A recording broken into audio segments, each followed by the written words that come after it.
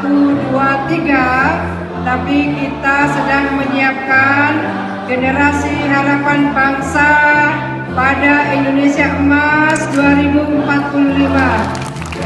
Saya ucapkan terima kasih kepada Ibu Khofifah yang dimana lomba ini sangat berguna bagi kami khususnya karena dari lomba ini kami boleh mengasah keterampilan kami dalam berpaduan suara dan juga bertemu dengan teman-teman dari Jawa Timur dan kami boleh berkenalan dengan teman-teman. Tentunya saya berterima kasih kepada Gubernur Jawa Timur karena sudah mengadakan lomba paduan suara tingkat SMA seprovinsi Jawa Timur ini karena tentunya hal ini bisa mempererat serta bisa mengembangkan potensi dari diri mereka masing-masing.